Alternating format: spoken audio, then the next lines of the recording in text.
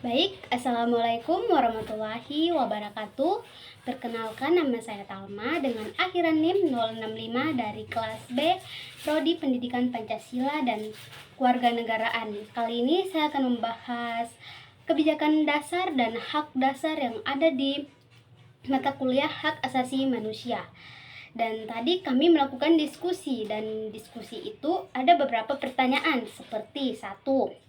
Apakah hak dasar yang tercantum dalam konstitusi sudah cukup menjamin perlindungan HAM dalam praktiknya?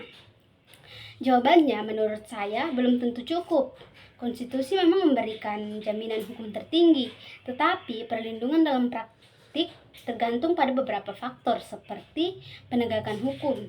Jika aparat penegak hukum tidak tegas atau tidak adil, maka hak yang sudah dijamin tetap bisa dilanggar. Kedua, kesadaran masyarakat. Hak akan sulit terlindungi jika masyarakat tidak memahami hak dan kewajibannya. Dan ketiga, kebijakan pemerintah. Kadang kebijakan tertentu bisa membatasi hak, misalnya demi keamanan atau ketertiban umum. Pada pasal 28J Undang-Undang Dasar 1945 sendiri menyebutkan bahwa hak dapat dibatasi dengan undang-undang untuk menghormati hak orang lain dan kepentingan umum. Nah, pertanyaan kedua itu yaitu jika setiap individu memiliki hak yang sama, bagaimana cara menyelesaikan konflik ketika ada seseorang yang melanggar hak orang lain?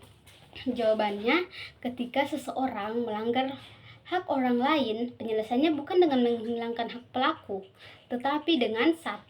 Menegakkan hukum secara adil, memberikan sanksi yang sesuai, dan tetap menghormati prinsip hak asasi manusia. Karena pada dasarnya hak dan kewajiban harus berjalan seimbang. Nah, pertanyaan ketiga yaitu solusi apa yang dilakukan oleh pemerintah jika program MBG atau makanan bergizi gratis memotong anggaran pendidikan dalam penerapan kebijakannya?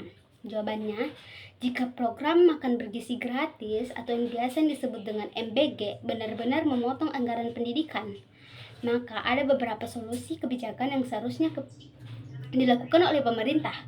1. Realokasi anggaran yang lebih tepat. Dan kedua, efisiensi dan pengawasan yang ketat. 3. Mencari sumber pendanaan alternatif. Keempat, skema bertahap, gradual implementation.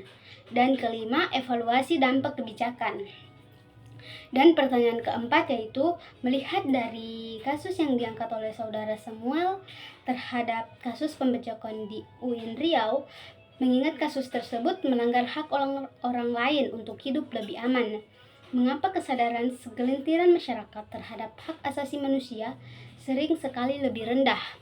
Apakah ini menjadi kegagalan pendidikan hak asasi manusia itu sendiri?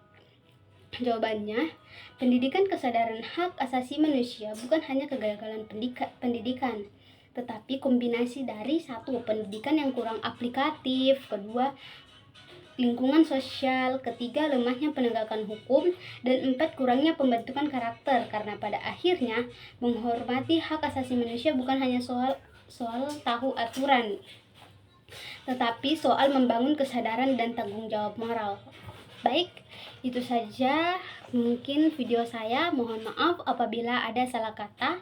Saya akhiri, wabillahi taufiq wal hidayah. Wassalamualaikum warahmatullahi wabarakatuh.